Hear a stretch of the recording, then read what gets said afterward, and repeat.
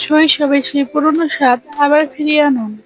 বাড়িতে থাকা সাধারণ উপকরণ দিয়ে তৈরি করব মজার নারিকেলের নাড়ু।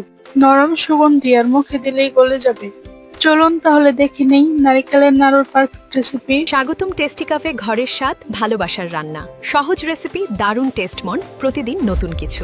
চলুন আজকের ভিডিও শুরু করা যাক। এর জন্য আমি এখানে একটি বড় সাইজের নারিকেল কুড়িয়ে নিয়েছি।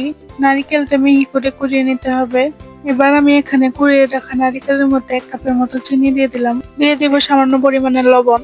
আর দেবো 2টা তেজপাতা এবং 2-3টের মতো এলাচ। এগুলো এখন হাত দিয়ে ভালোভাবে মেখে নিতে হবে।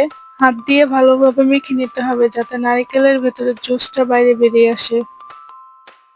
এখানে চিনির পরিমাণ ঠিক রাখতে হবে, তা না হলে নাড়ুর ডোটা আঠালো হবে না। এখন চুলায় বসে মিডিয়াম আঁচে নারিকেলটা আস্তে আস্তে নাড়াচাড়া করতে হবে। এইভাবে না নাড়তে থাকলে নিচ থেকে লেগে যাবে এবং নারিকেলটা পুড়ে যাবে। তাই আমি একটু পর পরই নারিকেলটা নেড়ে দিচ্ছি যাতে নিচ থেকে লেগে না যায়। কিছুক্ষণ নারিকেলটা সেদ্ধ হওয়ার পর আমি এখন ঢাকনা দিয়ে ঢেকে দেবো যাতে কালারটা চলে আসে। এই তো আমার নারিকেলের মধ্যে সুন্দর কালার চলে আসছে। এখন অনবরত নাড়তে হবে যাতে নিচ থেকে লেগে পুড়ে না যায় এবং নারিকেলের কালারটা নষ্ট না হয়ে যায়। যখন এরকম কালার চলে আসবে এবং নারিকেলটা আঠালো হয়ে আসবে, তখন এই চুলা থেকে নামিয়ে নিতে হবে। এই তো আমার নাড়ু বানানোর জন্য নারকেল রেডি। এখন আমি এখানে কিছু মুড়ি গুঁড়ো করে নিয়েছি যাতে নাড়ুর বাইরের অংশটা আকর্ষণীয় করা যায়। নারিকেলগুলি গরম থাকা অবস্থায় নাড়ু বানিয়ে নিতে হবে। আমি এখানে হাত দিয়ে চেপে চেপে গোল গোল করে নাড়ু বানিয়ে নিলাম। এখন গুঁড়ো করা মুড়ির মধ্যে নাড়ু গড়িয়ে নিলাম।